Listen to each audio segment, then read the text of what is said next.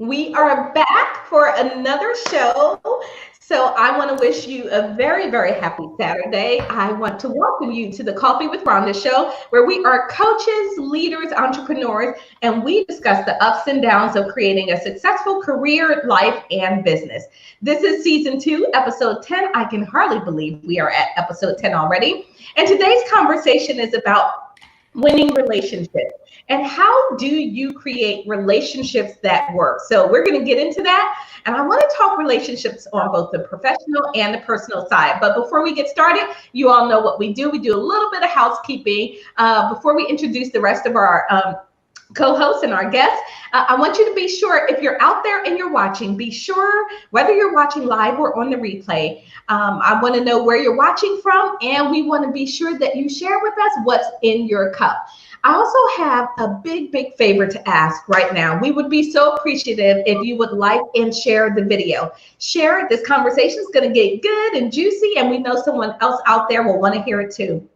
Don't forget, you are a part of this show. So we bring your comments in, we bring your questions in. So if you have a question on relationships, or you have something that you do to make sure that you have really healthy, productive relationships, be sure to share that with us, and we'll share that with our viewers as well. And then finally, we want to ask you to subscribe to our YouTube channel, which we are growing slowly but surely. It's like climbing up the hill, climbing up the mountain, but we're on our way. So, and we'll post a link to our YouTube channel in the comments. So, all right, enough of that stuff. So let's get into it. My name is Rhonda Y. Williams, and I am your host for the show. I'm an emotional intelligence strategist and leadership coach. And what I do is I help leaders shift from overwhelmed to overjoyed, from feeling stuck to getting unstuck, so that they can really create those consistent positive results in their life. Again, both professional life and business life, because I believe as a leader, the two are not separate. They are intermingled. And so that's who I am, and that's what I do. So today, I have decided that I was feeling a little bit peachy. So I have peach tea with a hint of ginger in my Atlanta cup. And it is so perfect because in the green room, we were talking about the fact that Vaun is from Atlanta too. So look at how the universal forces are all aligned there. We were just all vibing on the same page. So that's what's in my cup this morning. And then we are going to go around, and I'm going to introduce our guest last today so that he can tell us all about who he is and where he's from, what he does. And then he's going to share with us what's in his cup. So let's start with you, Murray. Good evening to you out there in the down under. Oh, yeah. Good morning to you. And it's my pleasure to be here again. My name is Murray Tulekima. You probably know me as the Greatness Engineer. I'm a global consultant and entrepreneur in the oil and gas industry, but I'm also a coach and the founder of the Murray Tulekima Global Leadership Organization, where we make sure people take control of their result, their success, and become the best that they can be. So that's me, and looking forward to a nice conversation today. Wonderful, wonderful. And Murray, do you have a cup? I know it's almost bedtime for you, but it's almost bedtime, but I have a cup and I'm drinking lemon and ginger tea. Founder of the Murray Tulekima Global Leadership Organization. Nice. Where we make sure people take control of their result, their success, and so let me just pause for a second here and just be sure there's not something crazy happening on my side, because it certainly wouldn't be the first time.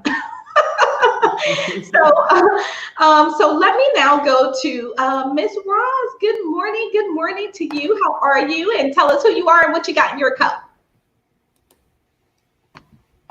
You're on mute, Roz.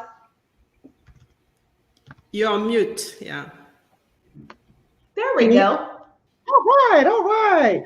Once again, I'm bringing you great sunshine from the state of Florida. I'm in Jacksonville. For those of you who are not familiar with me, I'm Roz Jones, the CEO and owner of Jacksonville's Best Caregivers, where we provide 4 levels of specialized care to your loved one: sitter, homemaker, companion, home health aide, and certified nursing assistants. When you can't do it all, you give us a call. And I'm kind of following Murray. I have ginger, honey, and lemon also in my cup. So it's 2 for 2 here. Yo, good.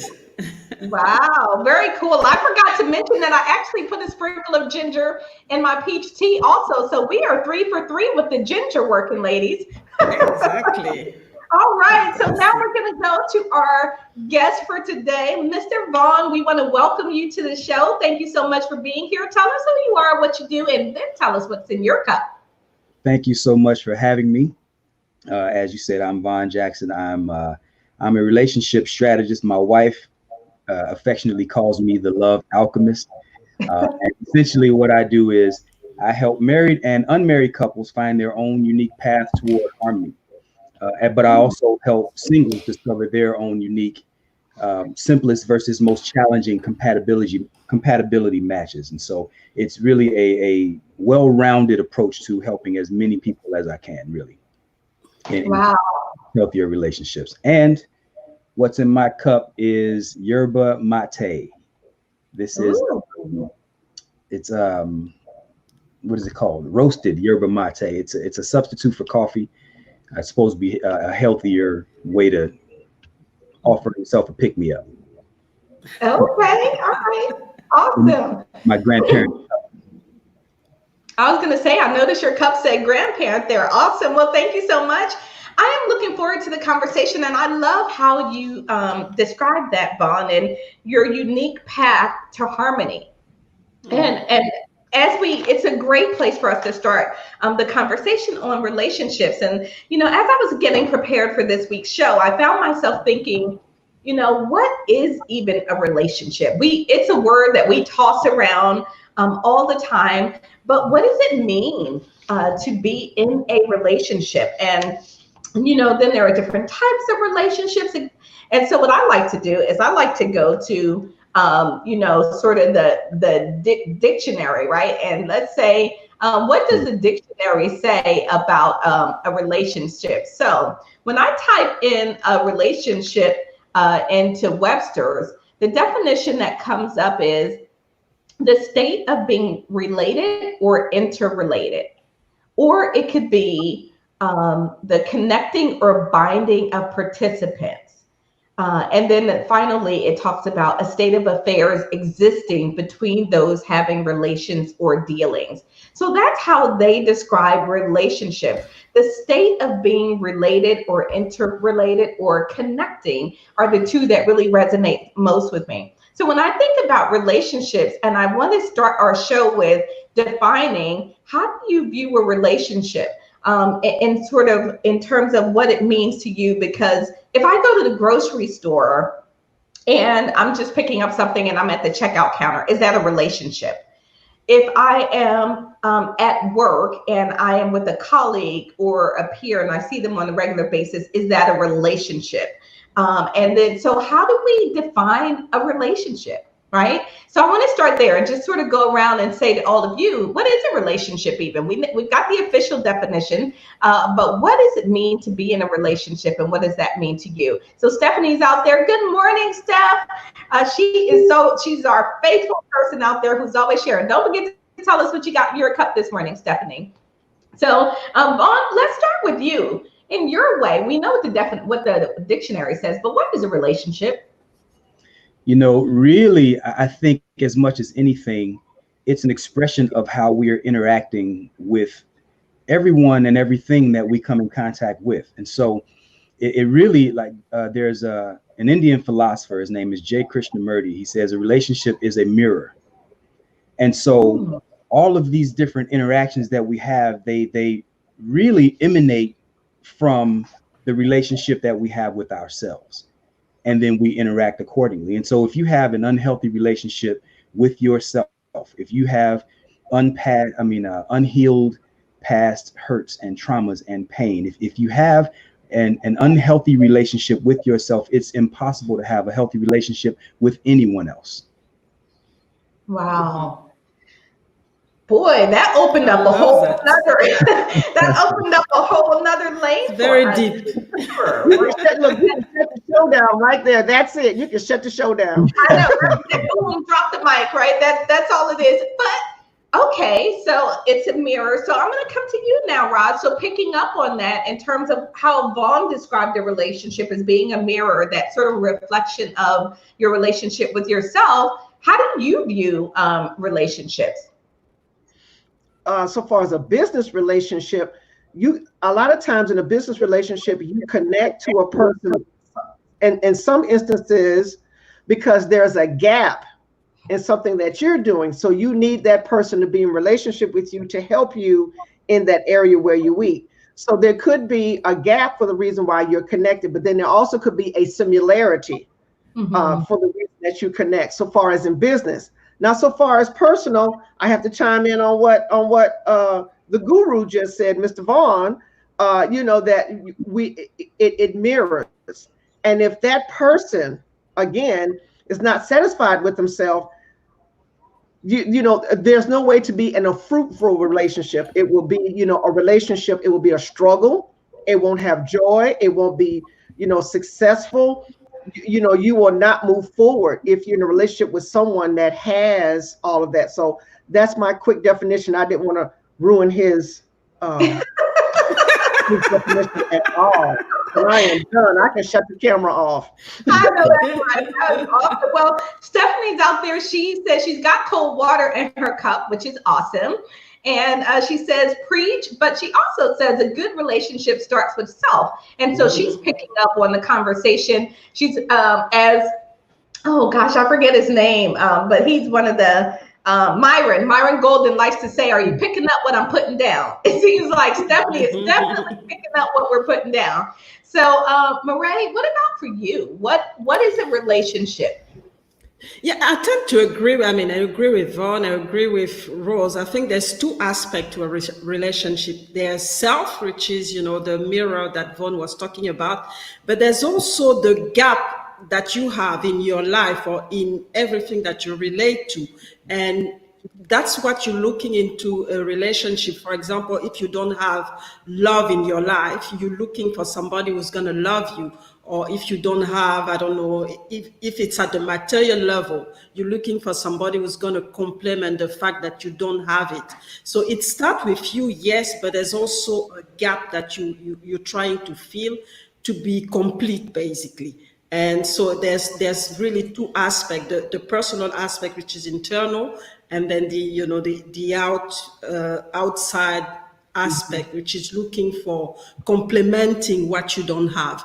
And that's the way I see those the relationship in a way, in a professional environment, but also on your personal in your personal life. Wow. So so I love how all of you describe what a relationship is just a little bit differently, right? Because it means something a little bit different to all of us. The thing about relationships that I struggle with is sometimes it feels like it's so hard. It feels like it's so hard, right? Why is it so hard, you guys? Why is a relationship so hard? And whether you're talking about personal in terms of an intimate type of relationship, I coach people who are having real struggles with their parental relationships or their, sort of siblings. And then in the professional setting, oh my gosh, constantly there are colleagues and coworkers who don't want any part of a relationship and will tell you, I don't have a relationship with this person. They are simply here and I'm here. They do their thing, I do my thing, but we don't have a relationship. So if your definitions all sound so harmonious and simple, so why is it so hard? Vaun, why is it so hard? Oh, you're going to let her. Oh, hold on now.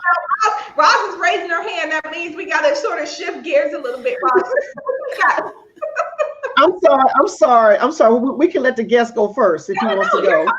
You're fine. Yeah, go ahead. Oh, okay. I wanted to, respect order, but for me, when a relationship becomes hard is when one of you are growing. And so if a person is growing and the other one is not going to, keep up with you, that's where there's a gap right here. There's a gap because, okay, I'm growing, but you're still in the same place. When your relationship, when you are growing in relationship, then you have to shift. Just like when a new company rule takes place, you have to obey the rules of the company. So you have to make a change, whether you like it or not. In any relationship, or marriage, or in a business relationship, no one is going to stay the same. Same. Wow. Never. No one. Okay. I'm gonna give you a perfect example. I looked at a picture 10 years ago. I was in this fly dress. Oh, I was looking good and sexy. But I don't look like that anymore because I've changed. Raj, you're still flying sexy though. Right, right. But I just have a little bit of a land expansion, So all I'm saying is that I have changed. I have changed. So with that change, that means I've had to buy maybe bigger clothes, and if I want that change to do, I have to change. I have to change. So if I'm going to be in relationships with someone, I have to change. When they change, I can't stay where I was. When they move, I have to move. Write the vision, make it plain. If I'm going to stick with your vision, I got to move when you move. I have to change when you change. When rules are implemented, I got to change with the rules, either in business or in professional. If I decide that I don't want to eat green eggs and ham, then okay, I respect that you don't want to eat green eggs and ham, and I won't cook green eggs and ham. Why would I cook it and you don't want to eat it? So a lot of times there's challenges in any relationship is because of growth. And we can individually, internally and externally, we can accept the change because we have gotten so comfortable where we are. Wow. So Roz, so we got two themes that we got to catch. And I'm going to come to you now because she's talking about a couple of things. She's talking about relationships stalling because of growth, right? Because one person that may be in the growth, when you hit that teenage years, you hit that growth spurt, right? And you sort of just shoot up there. So it could be growth, but then it could also be a comfort thing, right? And sometimes relationships get hard and they seem because you are comfortable where you are and maybe you don't want to move. So pick up on those two for us and talk to us a little bit about why these relationships seem so hard. And Stephanie also says relationships are hard when we expect the other person to be our everything. Put too much pressure on each other to perform. So with all of that goodness, Vaun, we're coming to you. Why are relationships hard? This is so layered. And isn't it something how some couples seem to just be winning, whereas other couples seem to have so much of a struggle, so many challenges, like you say, is hard work. And one of the things that I like to say is that relationships are not hard work, it's hard work. And so, and this is why I'm not a minister and I don't profess to be, but one of the scriptures that I love the most is be ye not unequally yoked. Now that scripture is talking about believers with non-believers, but I think it also applies greatly in relationships. And so oftentimes what we find is couples who are struggling the most were the most incompatible at the onset. And so, and that was the case in my relationship. Earlier in our years, my wife and I struggled tremendously. She was ready. She was much more mature, much more goal-oriented and focused on her desired outcome. And I just wasn't. I wasn't there yet. We got married right out of high school. We met when we were 12 years old on the playground. Fairy tale story, right? And then right after high school, we got married, and we've been married now for 30 years. And it took a while for me to catch up to where she was. But here's the thing. We're all going to grow, but the challenge is to grow together. And the more equally yoked we are in that regard, the simpler the path toward harmony is in that relationship. And conversely, the more unequally yoked, like in my own case, the greater the challenges. And there was a quote that I read recently. Actually, I read it a while ago, but it says, we have the tendency to give ourselves all the time and grace we need to evolve while expecting the other person to be a finished product right now. Wow. That's deep. That's deep. That's deep.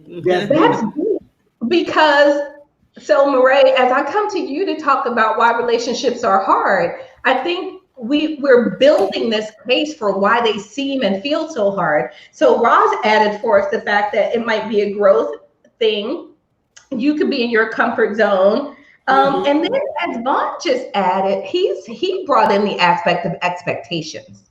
And is that one of the reasons why relationships are so hard? Yeah, I think that's one aspect, because as you know, I mean, relationships are all about communication. So you need to lay, the rules of communication. I mean, you don't have to be really, blunt about it, but they need to have a communication, a line of communication and understanding, going through this journey, because you can't just, get together, connect, and then expect that things are going to work just, fine. It's a lot of work that you have to do.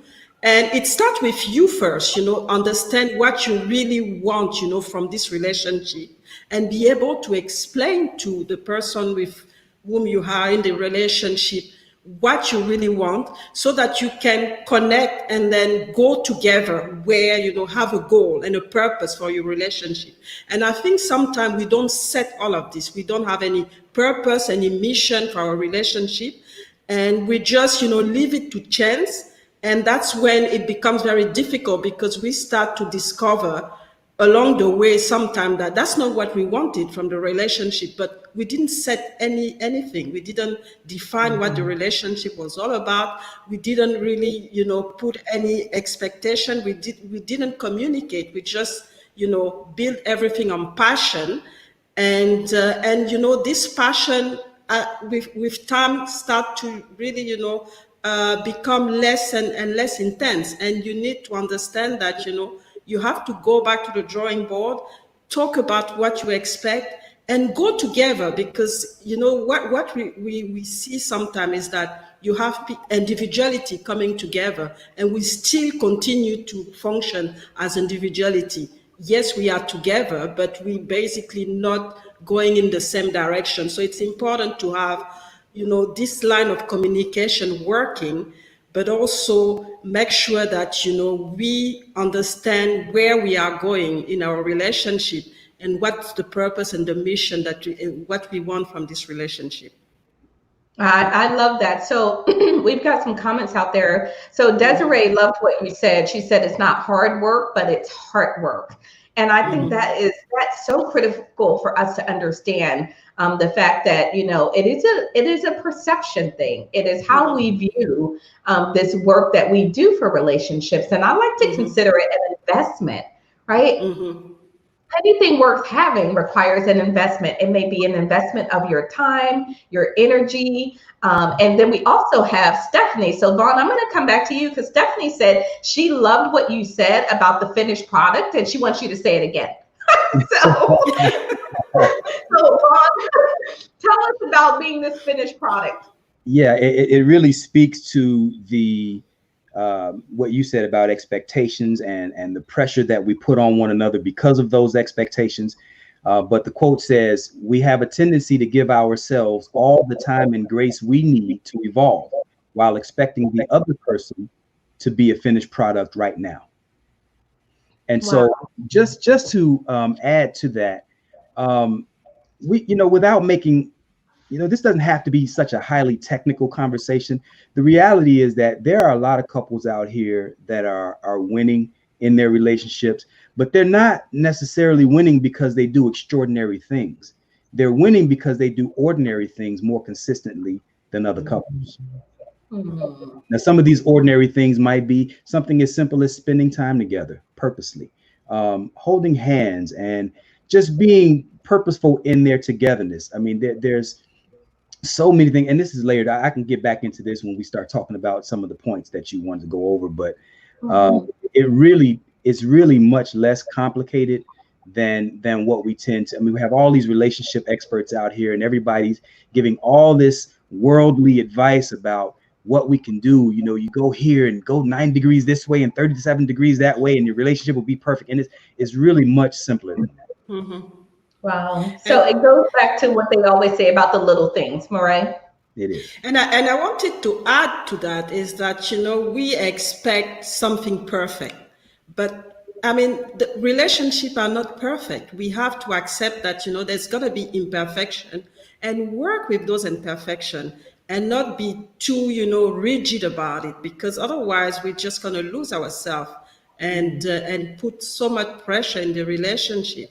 We have to accept that, going into those relationships, yes, we can establish all that I was talking about, have a mission and things like that, but there's going to be, difficult time and challenging time, and we have to look at them as opportunity to do better, to know ourselves better as a couple, and move forward. So I want to talk about how do we set expectations and set goals for the relationship. So I'll start with the professional, and then you all can take it whether you want to comment on personal or professional, and that's okay. So for me, in a professional relationship, it's critical because as a leader, when you go in, if you're leading or managing a team, it is critical that you understand the relationship that you have with your team. You need to be clear about what you want out of this relationship, what kind of leader you want to be, what you expect of your team, how you all expect to communicate and treat each other. All of those go into forming that foundation and defining how that relationship will proceed forward. So it's not just that I'm the leader or I'm the boss and I get to say and they get to do. Right? Mm-hmm. Great leaders do exactly what you said, Marae. They take the time to think about what they want. They think about what their team needs. They think about how they can best support and assist in that. And that paves the way for setting up that healthy, productive relationship. There's that old saying that money makes the world go round. But in fact, we know that relationships make the world go round, because frankly, without relationships, there is no money. Right? You have a relationship with everyone, and that will drive your money. So Stephanie had said that's powerful. Thank you for revisiting that, Vaun. And then we have Dr. Hardwell. I'm not going to pronounce it because I hate to mess up. Dr. Danpat, yeah. Dr. Danpat. And he India. Said, right. Mm-hmm. So from a leadership perspective, you always need to understand and be defining and evolving that relationship. And so that's from that perspective. So how do you go about defining goals and setting expectations so that you can have this healthy, productive relationship on the other side? Roz, I'll start with you. Uh-oh, she might have frozen. Yeah, she's okay. So, Roz, are you there? Mm-hmm.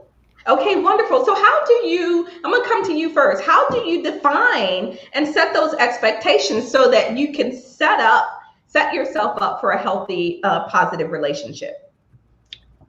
And we've talked about this before in some other shows. And I said that one of the things I know for me in my personal relationship is that I don't open doors to the building and I don't open doors to the car.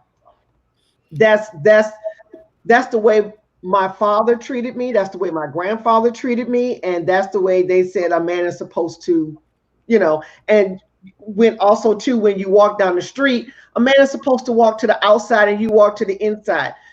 They gave me some of my foundation for my expectations and some of the boundaries that I set when I'm in a relationship, but they didn't give it to me. They didn't give me everything that I needed. Those are just small things. But, as life went on, then I realized that, okay, there's some other things, that, I don't like in a relationship or that I expect. So, those are some of the things you have to sit down at the table at the giddy up and say, okay, these are some of my foundational things that I like and I don't like. However, as time, goes on, this person may be able to teach me or to show me, maybe I can manage, opening the door on my own. Even though I don't. But it is possible, right? All things are possible. If you believe. If it's shut and there's nobody, you have to open it. Oh my A lot of times when you get into the relationship, those boundaries, sometimes I think we set those things up out of fear, out of protection from being hurt. Mm-hmm. And so a lot of times I know for me, and I'm just talking for personal self, I set those things up to protect me because of past relationships of what happened. And it's wrong because I shouldn't judge this person based on something else. But until I get to know that person a little better, I guess those boundaries are up. And then as you get to know them, then those walls come down and some of those boundaries get solved. We can move the goalposts to achieve different goals. So it just depends. It just depends. A lot of times they say we bring in baggage from other relationships, and we do. But we shouldn't let that baggage stop us from getting in a relationship or knowing that person. But the basic thing is, some goals will have to be set. Some goals will be, some walls and some barriers will be torn down as the relationship grows. So I do have some, but then I do have some that I will I'll get a little softer, I get a little more cuddlier, a little more lovable. On to Mr. Vaun. Let Mr. Vaun take it over. Well, it's interesting, Roz, because you mentioned baggage and how we sometimes bring in baggage from other relationships. And I like to think that, that baggage was not necessarily a bad thing because it contributed to your growth and your understanding of what works for you and what doesn't. I like to think that the baggage helped me learn how to pack. But I've emptied out the suitcase now so I can pack some new things in there, right? So I'm going to take some of the skills and some of the things that I learned, and we are going to move forward with that. So we've got a couple of comments out there before we move on. So we've got Glenn out there who says to say that, Roz. He's giving you some fist bumps. 100. And then hashtag, we all need some help. He's cracking up out there. And then David's out there. Hey, David, thanks for tuning in. David says luggage, not baggage, right? We need to have luggage and not baggage. So those are all great. So as we come to you, Vaun, how do you set expectations in these relationships that, you expect to have a healthy, productive, successful outcome? How do you set those expectations? I think as much as anything, the expectations don't have to be perfect. They just need to be aligned.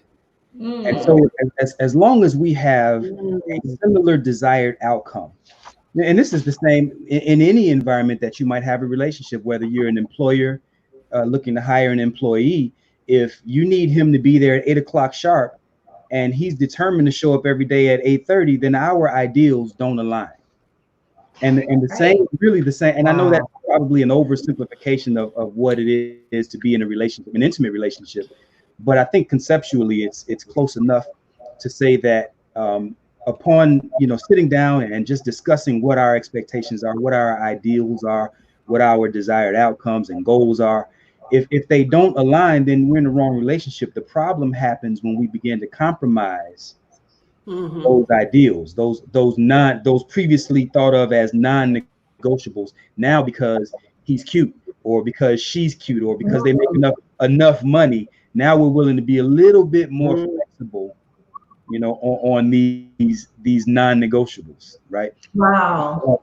But to Roz's point about baggage, baggage is, and yours, Rhonda, you said baggage can be useful, it can be helpful.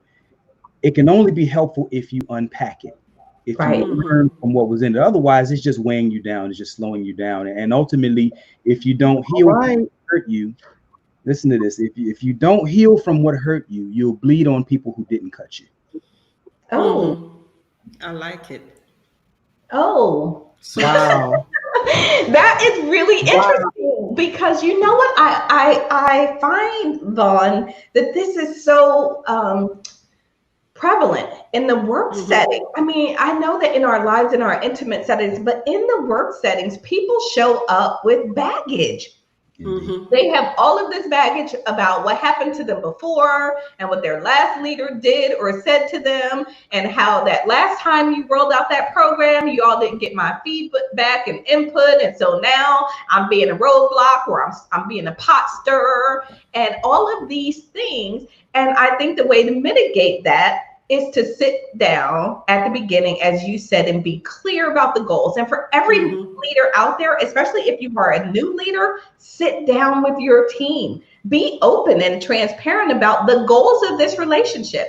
I want to be the very best leader that I can for you. In order for me to do that, here's some expectations that I have, right? And sharing those and saying, don't forget to ask questions. What do they expect of you? This is not a one-way conversation. In order to be a healthy, build a healthy team, your team has to feel like this is a collaborative effort, and not that just that they are doing something because you are the boss and you tell them it has to be done. So Glenn says, and I'm going to come to you, Roz, and then I'll come to you, Murray, on setting goals. Glenn says, love this, guys. Keep showing up. Thank you so much, Glenn. We appreciate the feedback. Mariska says, hello, greetings from Amsterdam. Hello, greetings to you. Thank you so much. Hi, Mariska. And then Stephanie goes back to the relationship we have with ourselves. When we value ourselves, we communicate our needs. So, Murray, talk to us about setting those goals, and how do we manage all of this stuff that we're dealing with in our own heads as we try to form a union, whether that is professional or personal. And I love what Stephanie just said, because, it starts with understanding who we are, because, we need to know who we are before we can actually interact with other people and lead them. So that's the first step. Understand who you are, what you really want, and, how you view this environment. And then you reach out to people that you want to lead, and understand as well what they are looking for and who they are, so that you know exactly how you're going to complement each other, how you're going to work together, and how you're going to have an impact, a positive impact in this environment, either personal or professional. And I think that's key. Understand who you are, understand who you are working with, and the values that people that surround you have, so that okay, I can work with them, or I cannot work with them, or I at least understand how to communicate to them, how to relate to them, because otherwise it's very difficult. You'll do things randomly, and most of the time it doesn't actually lead to anything constructive. And so that's important, to reach out and to be transparent, like you said, be very transparent about who you are and what you expect, and set, I always bring these things, set those rules of engagement that you want to have in your team as a leader, so that, you facilitate this what's happening in the relationship. Wow. Yes, I wanted to say this real quick, because I want to chime in also too with Stephanie and Murray. When we don't understand ourselves, we lower our expectations to meet the other person's needs. When we don't value ourselves, when we don't understand. So we got to stop, if we have set a standard and this person's standard is here, we don't come down here. They have to come up here. Right. They've got to come up, because if not, then we're enabling them. We're enabling them to stay where they are. They're going to stay there. So we cannot continue for us in relation, for me, and I had to find this out the hard way. I was lowering my standards, even in the business. I used to keep employees on because I was scared to let them go, and not anymore, honey. I fire fast and hire slow.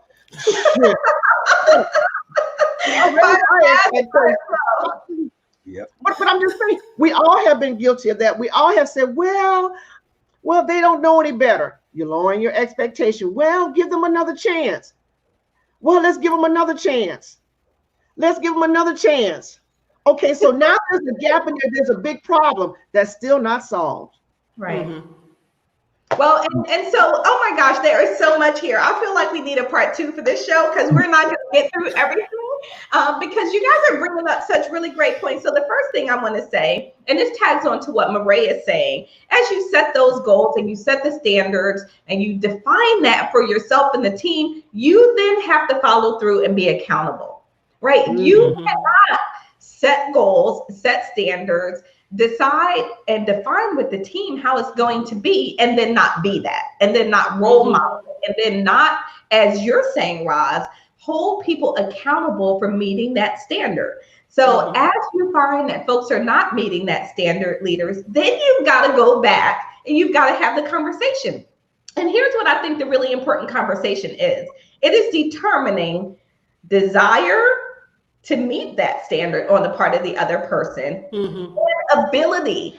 Maybe you have set a standard and this person has no ability to meet it. Then as a leader, that's when you fire fast, right? If you are requiring something that they are not capable of doing, then you know what? Cut your losses and move on.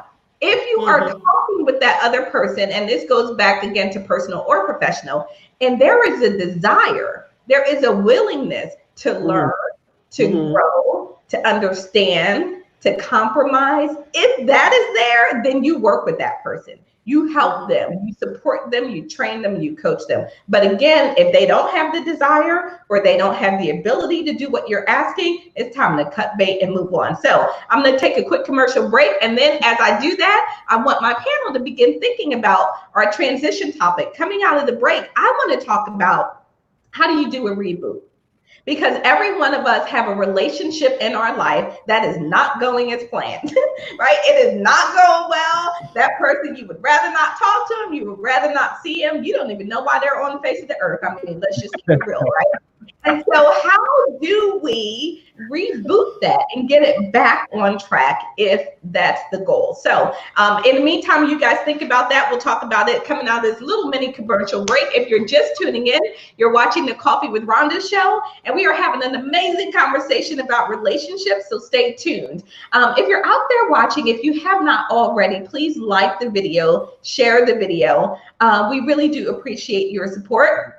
If you haven't already, or as we have the conversation, comment, because we want to hear what you have to think. We're sort of facilitating the conversation, but your thoughts matter, and it really helps to drive our conversation as well. Now, if you're out there and you feeling like you want to show a little bit of love and you want to represent, you can do what I do, which is get your Coffee with Rhonda t-shirt. You really can't see it too good on, but get you some love, show some love out there. You can go to coffeewithrhondastore.com, and we do ship internationally, so that's not an issue because we have an amazing international audience out there. You know, we should do a little contest, guys, about folks that start sending us pictures in their Coffee with Rhonda gear and doing some really great, prizes, some gifts and things like that for them. So that's enough for the commercial break. We appreciate all of you out there. Thank you guys that have liked and shared the video so far. Let's get back to our conversation about how do you do a relationship reboot? There's somebody out there that has you're already off track. You already, when you see them coming, you want to walk the other way. You're hoping they don't say anything to you. You go to get coffee, they come up. You're like, oh no, here they come. So what do you do with that? And Vaun, I'm going to come to you first on this. How do we do a relationship reboot? And then we'll go to Marae and we'll come to you last on this, Roz. Vaun, how do you do a reboot? I think it has to first be determined if the relationship is even salvageable. It's worth, if it's even worth maintaining, right? And so if it's one that you're talking about a reboot, so then we're assuming that this is one that we're looking to rebuild, reestablish something, as opposed to just going the other way when we see them at the coffee pot. and so in an effort to rebuild, there has to be a relaying of a foundational trust, right? And it's this thing where it's this idea where when you make a commitment, you create hope, but when you keep a commitment, you create trust. And so I think just speaking foundationally, there has to be an effort to rebuild that core, that trust, because no relationship really, it's very limited in how far it can go and what you can accomplish if there isn't at least some degree of trust that we can launch from. Wow. I love that. And so I think, and I always go back to this because mostly I coach professionals, right? And so in these conversations, sometimes I feel like there's a sense of hopelessness. I got on the wrong track with my team. You know, me and my manager, my supervisor, we do not get along at all. We don't communicate well. So there's this tendency to want to just chop off that arm, right? That arm that's got the problem. You just want to chop it off. But what I hear you saying, Vaun, is that you can do a reboot if you determine that that relationship, number one, is salvageable. And then you can do that by resetting some hope and rebuilding trust. Imagine a leader really struggling with their team and calling a team meeting and saying, guys, this has not been going well. I'm going to step up and say, I want to own my part in it, right? And here's where I would love for us to go in the future. And where do you guys want to go? Where do you want to get this train headed in this direction, and the magic that can come out of that? Look, I'm all excited. The magic that can come out of that, your ability to transform your team by reestablishing hope and rebuilding trust. Vaun? I'm reminded of a statement that I think it was Thomas Jefferson. One of the problems that we have, especially when we're in positions of leadership, and not even just that, but there are a lot of us who are consumed with arrogance and haughtiness, and just ego tends to drive many of our actions and therefore impact the relationship. Ego stands for edging God out, right? But if we humble ourselves, think about this. If we can humble ourselves, I don't care what relationship we're in, but if we can humble ourselves and admit when we're wrong and assume responsibility, take responsibility for when we're wrong. Thomas Jefferson said, if you have to eat crow, eat it while it's young and it's tender. If you have to eat crow, eat it while it's young and while it's tender. That means make amends early. Don't wait for the problems to stew and fester, and then the problems become bigger than what the initial challenge was, all because you waited, and then all these ancillary stories were built as a result of drawing out the problem as opposed to handling it early. Wow, that is powerful.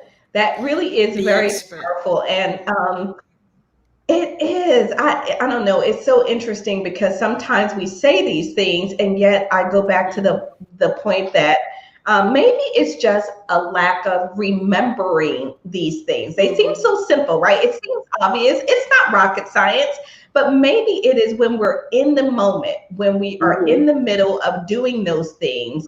Maybe then it's easy to forget. And at that moment, so there's a saying that we use in emotional intelligence that says strong emotions make you stupid. And there's actually a physiological aspect of that actually makes it true. Because when you are in a heightened emotional state, the reptilian brain kicks in, because it is that brain that is designed to give you the habits. It is the one that runs on autopilot. Well, that one doesn't do a whole lot of thinking always. And so when you are in those heightened state of emotions, it will literally close the door to your neocortex, which is the thinking part of your brain, right? It closes the door. So while you're, thinking that you're being logical, you're all consumed with emotion. And until that door starts to creep open a little bit and your logical brain kicks back in, then you know what you find yourself saying? Oh man, I really blew that out of proportion. Oh, wow, exactly. That really wasn't so bad. Or I could think about this differently, right? Because your logical brain has kicked back in. So we've got a couple comments. Yeah, thanks for typing that in, Raj. Ego is edging God out. That is awesome. Sephora says, on point, Vaun. I have never heard that from anyone. I had an auntie named Sephora. So that's very interesting. Thank you for checking out the show. Sephora says, ouch, and strong emotions make you stupid. That is a physiological fact. That is not opinion.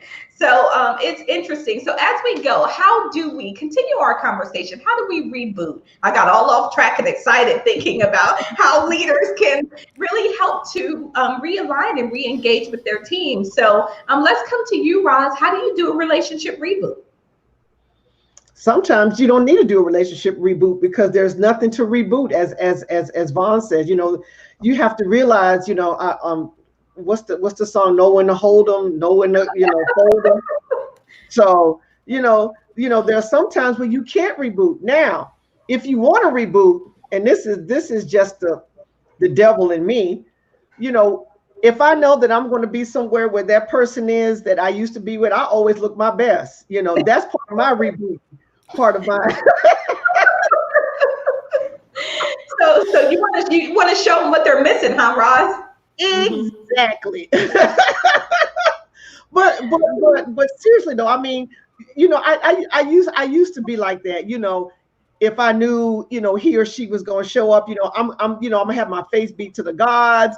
I'm gonna have on my girdle. I'm gonna have everything snatched in. I'm gonna look my best. That's awesome. And so, that was my ego. I was edging God out. It was about self. I was lowering my standards. Okay, that's what I was doing. But now I don't do that anymore because one of our other guests said, your opinion really is none of my business. Yep. And so ever since she said that was the I can't remember the lady. I can't remember who it was, but she said your opinion is really none of my business. So when I thought about that a couple of weeks ago, and I have been walking at that, it's really none of my business. It's not. It's your opinion, and I have to respect where you are. So I respect where you are, but as I respect where you are, I'm not gonna come down to where you are either. Vaun is waving his finger. Please let him speak. Yeah. What's in there, Vaun? There's some duality to what you said about emotions making us stupid. Again, anger is the wind that blows out the lamp of the mind, right? Right. So anger is one of those emotions that can really make us stupid. But then there's another aspect, a duality, if you will, where emotions are kind of like our superpowers, in the sense that they make great servants but horrible masters. Right. So if you decide what to be emotional about, right, that's the logical aspect of deploying our emotions in a useful capacity. If we decide what to be emotional about, we can accomplish tremendous things. And entrepreneurship is one of those things. Not everybody can be, and not everybody can, but most people won't. Right. Because the logical aspect of what it means to get money, to be employed, it's so much simpler to just punch a clock, go get a job and punch a clock. But there's something in us that drives us. That's that emotional superpower being deployed that pushes us beyond the easy part of things and compels us to do greater things. And that's where emotions are very valuable. Well, I want to continue this conversation a little bit on emotions because you helped to sort of respond to Stephanie's comment of there's something to be said about emotions, though. Sometimes our emotions save us. I want to be really, really clear about this. Emotions are the key to your ability to understand what's happening around you. Emotions are information, our greatest source of information, right? So they serve an incredible purpose in our lives. What we're talking about is being emotionally hijacked. That's different. Yeah. That's when you are, like you said, your emotions become the master, and that is usually not very helpful for you. It usually will often take you down a path that you don't want to go. So there's a difference in using your emotions intelligently, which is one of the things I coach regularly, emotional intelligence, right? So that's just about understanding your emotions. I can be angry, but how do I use that in a constructive way? I'll give you a perfect example. So let's just go there. This situation with the gentleman in Minnesota that was just killed. So I was having a conversation with my son about it, and he's pretty frustrated, just thinking, here we go again. When is this going to stop? What do we do about this? And so long story short, I'm not going to take you through the whole conversation that, we had, but where I ended with him is, you are frustrated about this situation. So here's what I want you to do. I want you to think about how you can use that frustration for positive, how you can use that emotion to do something and to get something out of this, to take yourself to a place where you feel like something good has come out of this. Because that is what emotional intelligence is about. It's not having the emotion. It's not acknowledging the emotion. It is understanding that there is an emotion here, and what does it mean, and what can I do with it to help me get a positive outcome. So Stephanie, thank you so much for allowing us to go down that path for a minute. So the thing is to embrace our emotions and be with them. It's part of self-love. Absolutely. We simply don't want to be hijacked by our emotion, because that is where we tend to get ourselves in trouble. So that was a great addition, I think, to this conversation, and so very appropriate for relationships. So Murray, back to you. And we were talking about how do you do a relationship reboot? And let's finish up with this before we start and we go through our final rounds of thoughts and strategies that we want to share with our audience. I like that clarify regarding emotions as our humble servant and not our master. Absolutely, Stephanie. So Murray, how do we do a relationship reboot that if it's off track? So relationship reboot, I mean, it's hard. I know it's very hard, but sometimes as leader, we forget to understand that, we can also be vulnerable. We have the right to be vulnerable.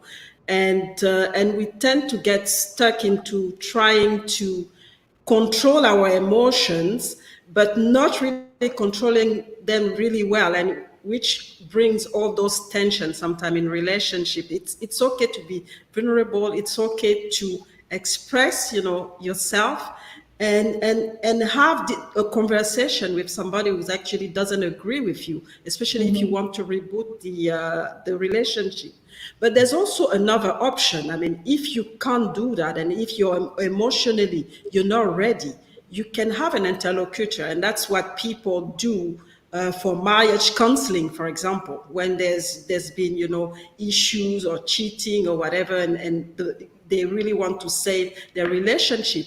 They go and and get an expert to actually interact and help them to have a different because the person is outside the relationship and can see different things that we can't see in the relationship. So that's another option to look at, because sometimes what's happening is that we can't actually manage our emotion all the time, and that's when we get into trouble and have those relationships that we break, because we've actually brought the wrong emotion into the relationship. In this case, when it's really tense, I would actually prefer to have somebody else, and an expert to look at, how, or even a friend, in the middle, to try to see what can be done and bring another aspect to the solution, to bring us together. So I think, but otherwise, I mean, most of the things have been said, but I really wanted to bring this other option with, bringing somebody else into the equation to try to mend the relationship, and then create another, a new base for the relationship to start and go to the right direction. I really, I think that's a really important point, Murray, because for some reason in life and business, we have been taught and programmed to that if we can't do it ourselves, if we can't figure it out, then something's wrong with us, or we're not good enough, or we're just ineffective, or whatever. But you know what? Having that other person come in is a sign of strength. Right? Is this a sign of strength to be comfortable enough with yourself to say, you know what, I need to get some feedback on this. I need to get some input on this. Clearly, the lens I'm using is not one that's working for me right now. And Sapura says, Murray, very sound advice.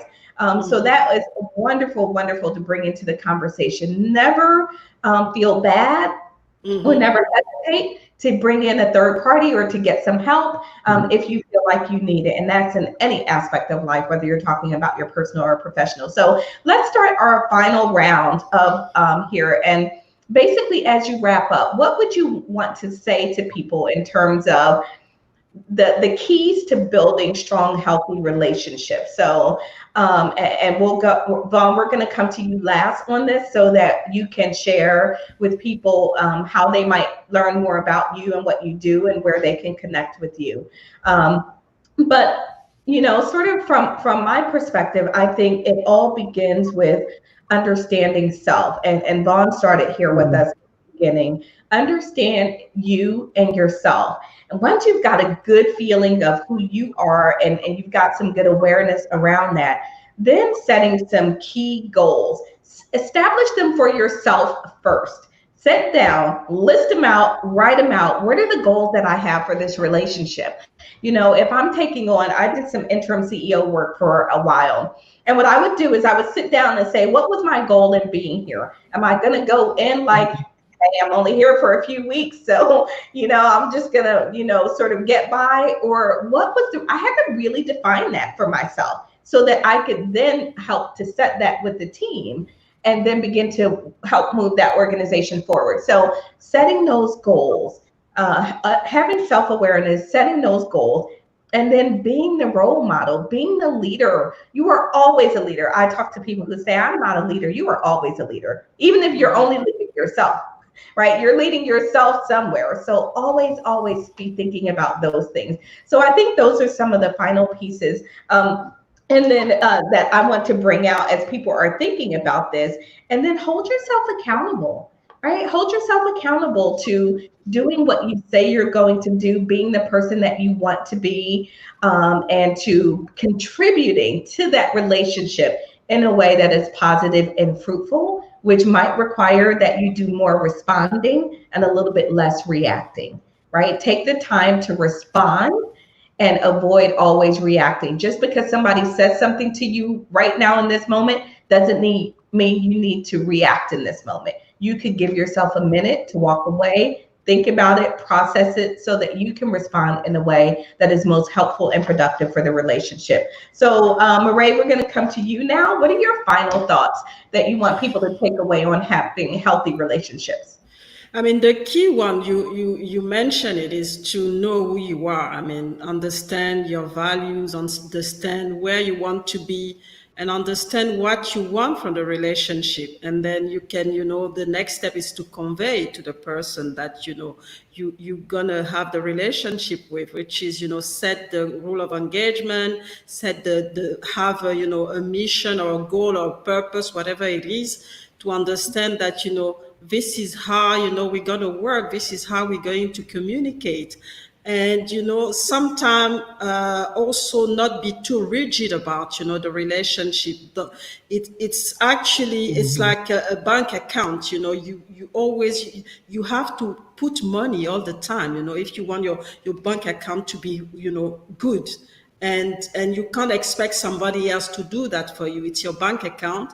So keep feeding the right emotions, and keep communicating well, so that you set the example as well. Because what's going to happen is that if you set the right example into the relationship, the person is going to follow at some point. So you need to be this example as a leader in the relationship, so that you give the tone, you define what you really want to see.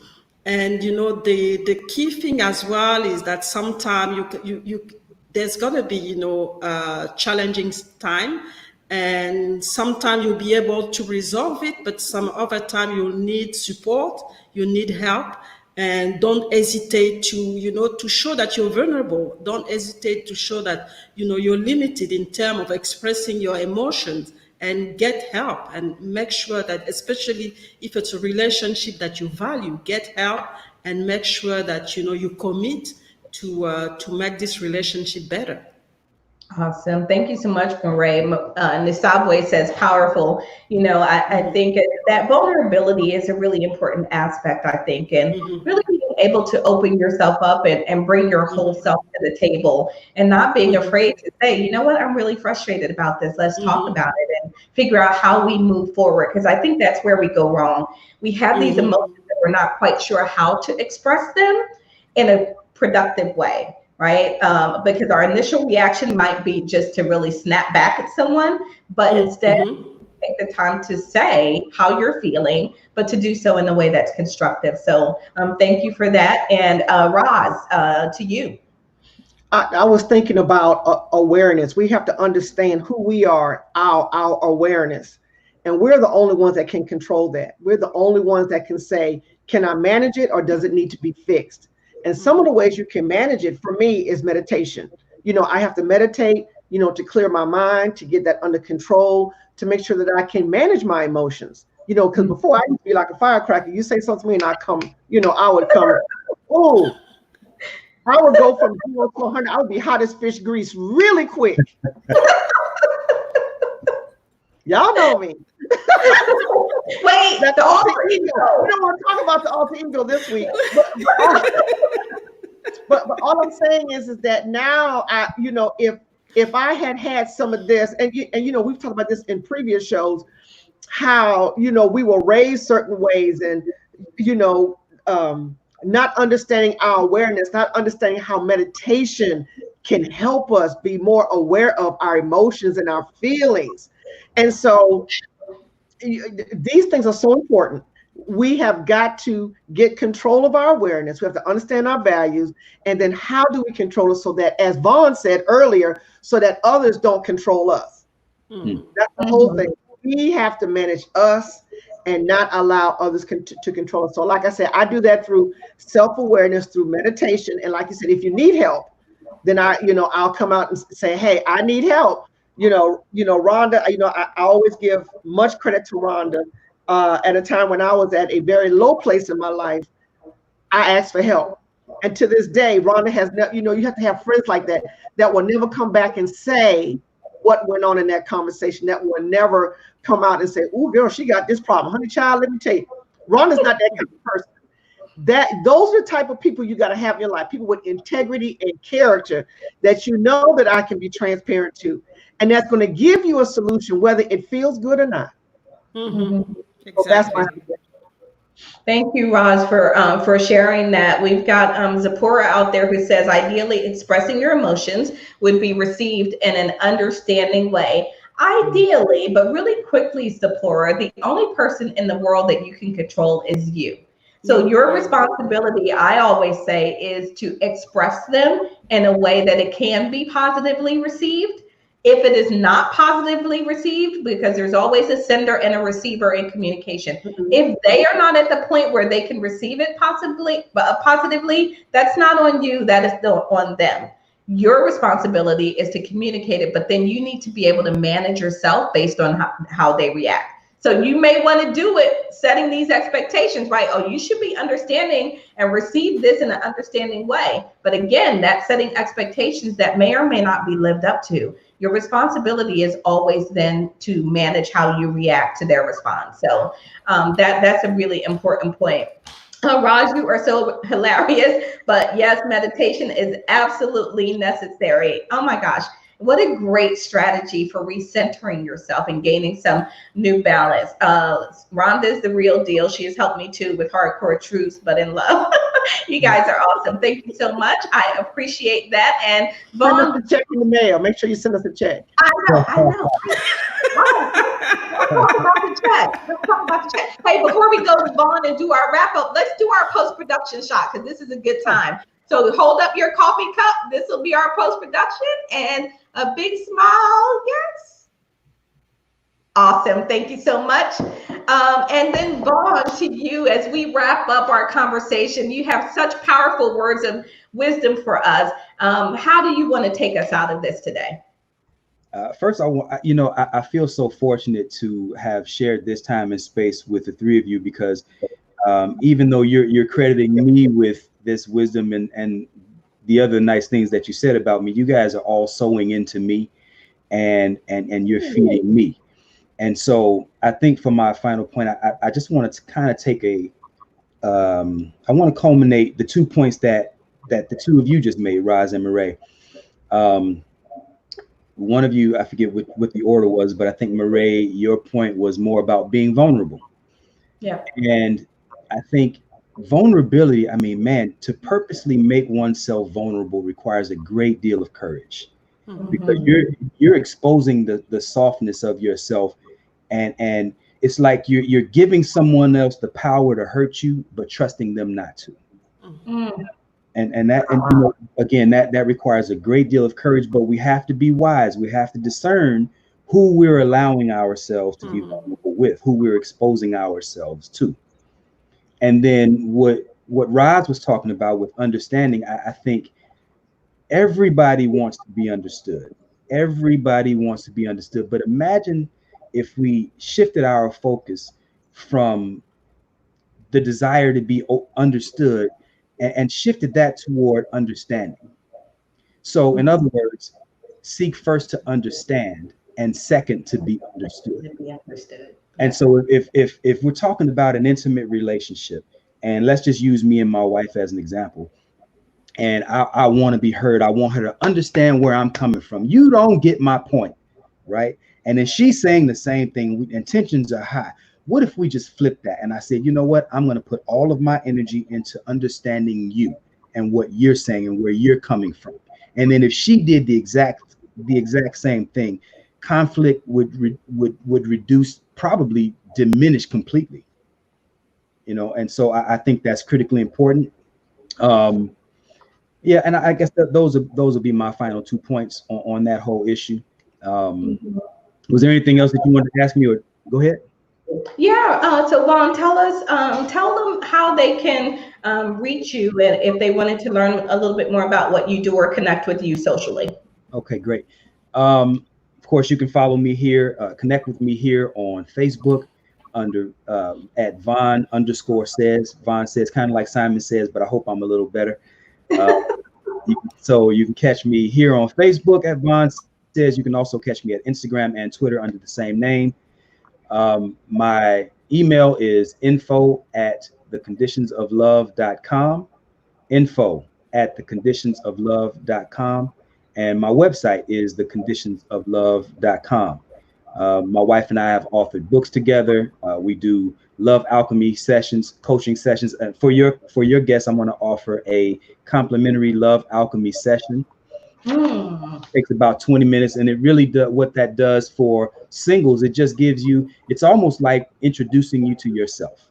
And what I find sometimes people are learning things in these one-on-one sessions. They're learning things about themselves that they had always thought in some way in the back of their mind. They kind of always knew and wondered about themselves. And then what I do is I help them affirm that. And then with couples, I found that these love alchemy sessions have introduced them to their partners in many regards for the first time. And so couples that have been together 10, 15, 20 years are saying, man, I never knew this about him or her. My wife and I learned how to do these things at about our 15-year mark. Now here we are at 30 years. And because of what we learned in these love alchemy sessions, we are, this may sound hard to believe, but guys, my witness, we are closer now than we were on the day we got married. Wow. And so people tend to marvel at us and come to me based on these ideas and these expressions of what people would consider love. And so this is why I share. So if you find that I've offered anything valuable to you today and you want to connect with me, please reach out at those different mediums of exchange, and I'll be elated to work with any of you. And I'll leave you with this thought. So many people are having trouble in relationships because they're looking to be loved unconditionally. So many people are looking for unconditional love. But I say, if you really love me, you wouldn't ask me to love you unconditionally. You wouldn't put me in a situation where I have to look past all of these different faults and this different drama that you bring to my life, where now it's on me to love you unconditionally. Don't do me like that. Right. And so if you want unconditional love, I have two recommendations: German Shepherd or Labrador Retriever. That's where you get unconditional. Because intimate relationships don't work like that. People do not love unconditionally, unless you're talking about with a puppy or something like. I mean, I'm sorry, with a child. You may find unconditional love from a parent to a child, but intimate relationships simply do not work that way. Oh my God, bro. I was personally thinking a Labradoodle. Oh my God. All right, that was awesome, Vaun. Thank you so much. So I'm going to go back because I like reading all of our guest comments. So Stephanie says, I love me some Rhonda. Thank you, beautiful, for all that you do. Thank you, Steph. I love you back. Zipporah says, bravo, panel, bravos. Steph says she's grateful for the entire panel. Y'all are totally amazing. And the Zabwe says, true. Giving someone the power to hurt you, but trusting them not to is what Desiree said. That resonated with her. That was powerful because you are trusting them not to do that. And I think that's why people shy away from that type of vulnerability. So before we wrap up, if you guys have not liked or shared the video, please, please, please do that so others can tune in. And then we have some love for Vaun out there as they are typing in how to connect with you. The website, conditionsoflove.com, info@conditionsoflove.com. They both type that in. And then here's a comment. We live in an environment where we are exposed to multiple influences, both real and imagined. And sometimes we can be influenced by the opinions of others. In this case, all about ourselves is hidden. Very powerful comment. Thank you so much for typing that in. So everybody's showing some love, says the panel was amazing today. And then we've got the dog. Put a dog out there. I don't know what kind of dog that is, but I guess whatever kind, make it be whatever kind works for you, right? That's great.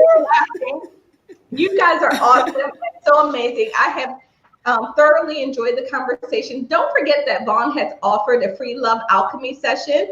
If you are brave, what's the saying? So here's your assignment if you choose to accept it, right? So love alchemy session and see if you can come out learning a little bit more about you and maybe a little bit about the other person too. So for my panel, please stay tuned for just a second. For everybody out there, we so appreciate your support and your comments. Really help the show really flow and go. And we look forward to seeing you all back here next Saturday, same time, same station, for another episode of the Coffee with Rhonda show. Bye, everybody. Enjoy your weekend. Bye-bye. Weekend, everybody.